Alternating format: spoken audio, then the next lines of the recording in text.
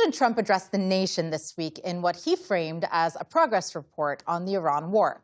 In his telling, a quick detour to the Middle East was necessary. The world is safer because of it, and the American economy will be just fine.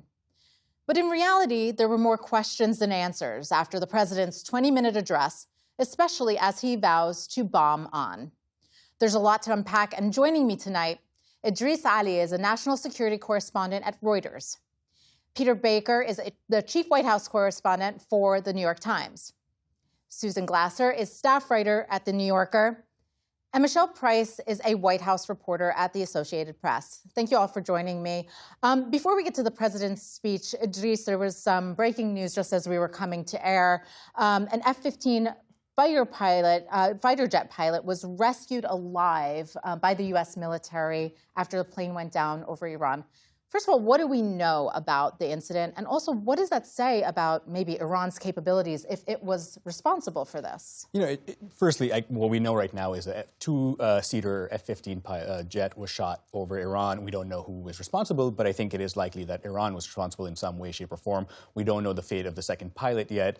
But I think what broadly it shows is that a war is brutal, unpredictable, and what President Trump and Secretary Hegseth have been saying, which is, you know, Iran has been destroyed militarily, their capabilities, their air defenses, just isn't true. You know, Iran has a plethora of air defense systems. Something as simple as a manpad actually can bring down a fighter jet. So I think it really raises questions about what the President, Secretary Hegseth have been saying, and really a risk for the thousands of, U.S. personnel who are flying in and around Iran every day. Yes, Susan.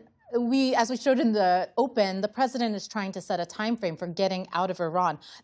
Already there were questions about how realistic that is. And now, on top of that, with this incident, do you think it's possible that we could wrap this war up in 2 to 3 weeks? Well, again, I mean, part of the reason that I think the American public is suggesting in polls by an overwhelming margin they're very skeptical about the war. You've seen a very negative reaction from the markets. The reason is because while Trump said 2 to 3 weeks, he did not offer any kind of a sense of a realistic plan. In fact, he actually suggested that the most serious economic consequence of the war, which is the effective closing of the Strait of Hormuz, he basically said that he may just walk away from it and leave European and Asian partners who rely upon energy imported through the strait, that he would just leave that problem to them. That's not really a realistic scenario for winning as anyone would conventionally define it. And so I think not only has Trump left the goals of this operation hazy, but I think he's been not only untruthful, but amazingly untruthful with the American people and with the world, both about what's already happened over the last month and about what he's trying to do with this war. Let's stay with the speech now. Wednesday night, primetime address, Peter. Why did the White House feel that now was the time to deliver this speech? What was the objective behind it, and do you think it was effective? Yeah, that's a good question. The thing about it is always better for a president in a time of war to go to the public and explain what he's trying to do, to explain the goals, to explain why it's worth American treasure and lives to take this action. But it felt like a day 1 speech, not a day 32 speech, right? It did not feel like a speech a month into the war saying where we're going to go from here. And I think that it left a lot of people confused. On the first day of the war, he told us that regime change was the goal. He said, Iranians, it's time for you to take over your country. He says on Wednesday night, regime change was never my goal. He told us that the nuclear program was obliterated, and now he says we need to obliterate it again, so forth and so on. We've been through this. But he didn't outline a plan, a concrete plan, or an understanding of what he wants out of this war. He said at one point he wanted unconditional surrender. Okay, but now he's negotiating. Well, what do you negotiate? You can negotiate conditions. So it's all over the map. And I don't know that it satisfied the Republicans who wanted him to get out there and talk, who were very nervous about the impact on the economy and on their political prospects in the fall. I mean, gas prices hit a record the day before this speech was delivered. Do you think that had a big factor there? Absolutely. What he's hearing from his people around him, and obviously from Republicans on the Hill, is that the public isn't for this, and they don't see why we're doing it, and you need to explain why it's important to them. And I don't know that he sold that case. Well, and I think that's a really important point, because people are not only not used to the American president, really not speaking to them at a moment of such enormous international gravity. But let's just say for a second here, 19 minutes long that address was from the White House. It really was basically a 19-minute-long Truth Social post. Instead of a meaningful strategy for why he's taken such a consequential decision that has plunged the global economy into turmoil. I mean, literally, people are not being able to go to school 5 days a week in Bangladesh. In South Korea, they're working from home because Donald Trump did this. And yet, in 19 minutes, what did he offer us? Like, essentially platitudes from his social media posting. America is winning. We've never been doing better than before. That's not a strategy. It's actually insulting to people to talk like this, I think, in a time of conflict. And Michelle, one of the things that we've been talking about throughout the course of this conflict is the Strait of Hormuz, that passage, that crucial passageway, especially for oil tankers getting in and out of that region. What, if anything, did the president say as far as whether or not that passage would be reopened, who would control it? So there are those lingering questions that we keep asking. I mean, it depends on what day of the week it is and what time of day it is, because the answer keeps changing. You know, in the speech and in the days leading up to it, the president has said it's not for us. It's for those who use it, who rely on it. This morning, he's suggesting that maybe the U.S. could very easily go take the Strait of Hormuz, that it would only go on a little bit longer, that it would bring great wealth to the U.S. if we took it. And the president has been expressing privately in a video that the White House put up this week and then that was taken down, he's expressed a desire to stay and try to get some of this oil and said, but he understands that there isn't patience in the U.S. to stay. And you can see he's kind of feeling out whether he might be able to prolong this. But the question of whether this will wrap up in 2 or 3 weeks, it actually isn't up to just him, right? Mm-hmm. Iran has this choke point. They have leverage now. And there's 2 parties here that decide when this ends. Actually, we have the president here saying that one of the things that has been a concern is obviously the financial markets, and the president sort of framed the way out economically. Here's what he had to say. To those countries that can't get fuel, many of which refuse to get involved in the decapitation of Iran, we had to do it ourselves. I have a suggestion. Number one, buy oil from the United States of America. We have plenty. We have so much. And number two, build up some delayed courage. Should have done it before. Should have done it with us, as we asked. Go to the Strait and just take it, protect it, use it for yourselves. Peter, the relationship with allies over the course of this conflict has been rocky, to say the least. Obviously, messaging to them, especially there. What's the president looking to get out of this? Well, it was surprising he didn't go further, actually, in the bellicosity we expected in that speech toward the allies and particularly toward NATO. He's been threatening to even get out of NATO, out of all this. In effect, what has happened it's a self-fulfilling prophecy, right? He has said NATO is obsolete. They won't come to our aid. He then goes to war without consulting them, without asking them their opinion, without asking them if they would do something, if they thought it was a good idea or not. And then when they say, no, it's your war, we don't particularly want to be part of it, they say, see, I told you all, I was right all along. Now, he has backed off of the threat at the moment, but it does feel like that the alliance basically is all but over. It's in name, everything but name only. Yes, they're still in NATO, but if you're in NATO, do you believe that the United States is a full-fledged partner with you, or do you think that it's going off on its own and Europe is thinking the United States is going off? Well, and Secretary General Mark Rutte of NATO is coming to Washington next week to talk to President Trump. Clearly, they are concerned. And he's been a Trump whisperer. He's been into sometimes the consternation of his European colleagues who think he's gone too far. Maybe he'll be able to smooth things over in some way. But I think that this is still a fundamental break here that's not going to be repaired. Yeah, Idris, I want to go back to the military portion of this. Obviously, there have been questions about how well this military operation has been going, who's calling the shots. Interestingly, this week, the Army Chief of Staff, Randy George, was fired by Secretary Hegseth. First of all, is that an unusual move to see in the middle of a war? And what does it say about the military operation? I think it's extraordinary to fire the head of the army, the largest branch in the military, during a war, and not related to the war itself, right? He did nothing wrong about it within the war. And so I think it's extraordinary, raises real questions.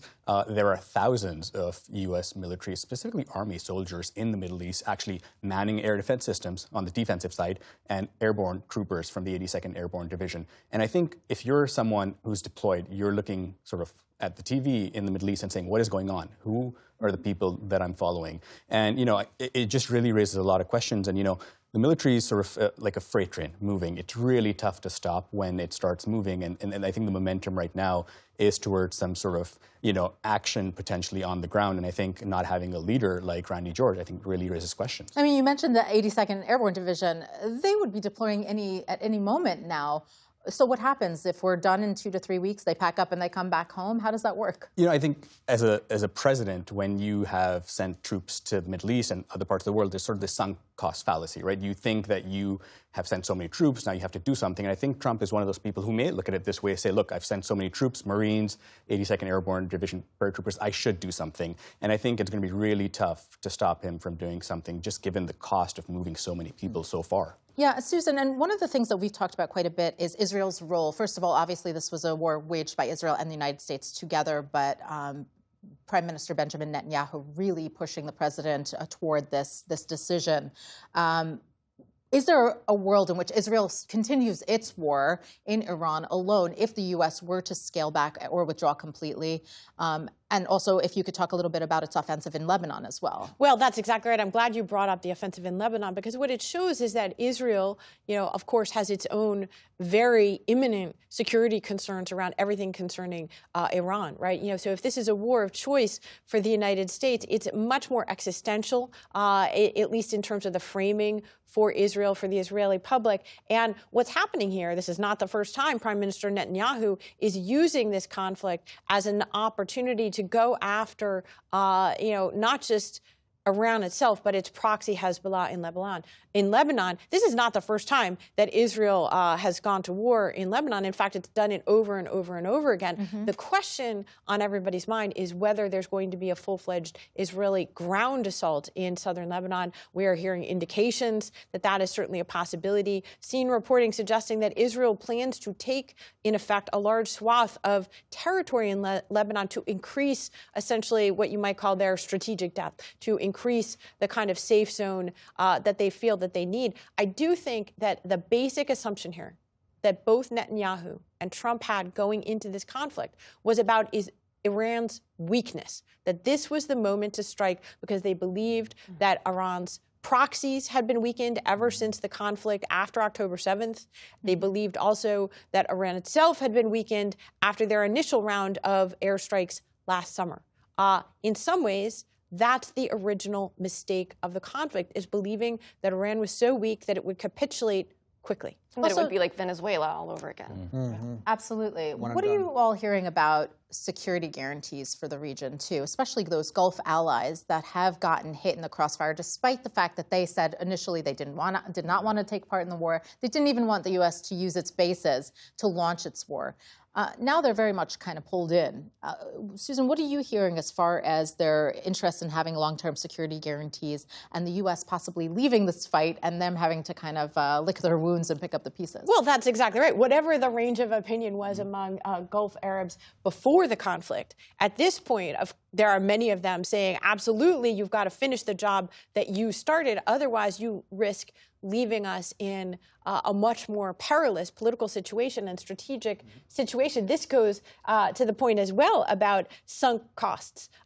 Donald Trump unleashed the conflict without properly taking into account the consequences of it. Now you have a global economic catastrophe and a regional security catastrophe. I believe 9 different countries, including Israel, have been struck by Iran since the U.S. began the war, right? So all of the neighbors are feeling the military heat.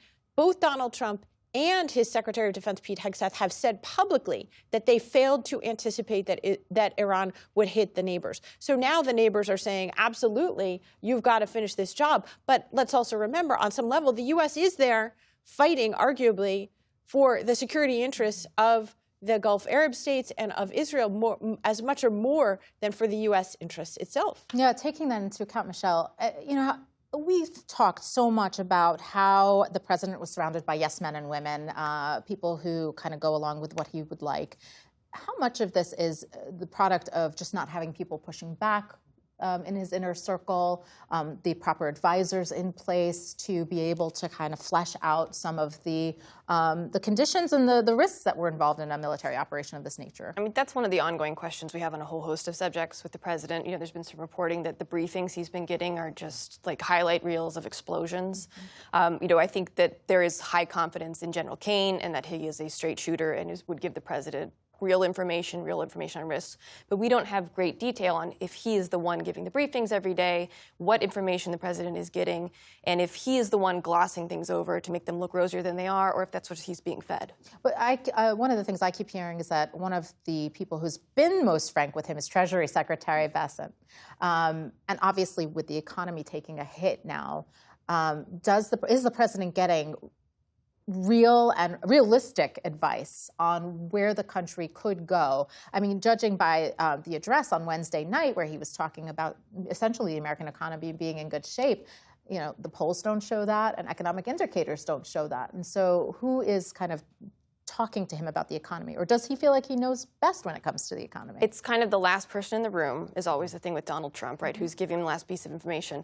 But in terms of the economic piece of this, there is a real awareness that this is a big a domestic political problem staring them down the face. That even if, let's say, the war wraps up next week, this is not going to be solved economically immediately. The repercussions of this are going to continue on.